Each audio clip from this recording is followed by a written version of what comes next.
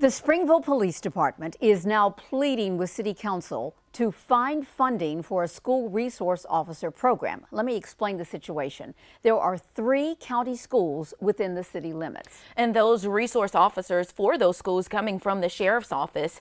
ABC 3340's ERIN reports on a good day, only one of the schools has an SRO on campus.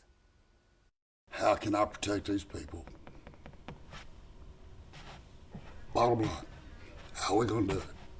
That's the question Chief Wayne Walton is working to answer. Community demand increasing following the school shooting in Uvalde, Texas, and the scary situation in Gadsden, where police shot and killed a potential intruder outside of an elementary school. All 3 of them, the high school, the middle school, and elementary school, all 3 have said we want officers in our schools at all times. There are 7 school resource officers from the sheriff's office covering the 20 school district. It's hit or miss whether there's an officer here on certain days. Without an SRO, the time to respond in a crisis is limited. These shootings usually happen with under about 3 minutes.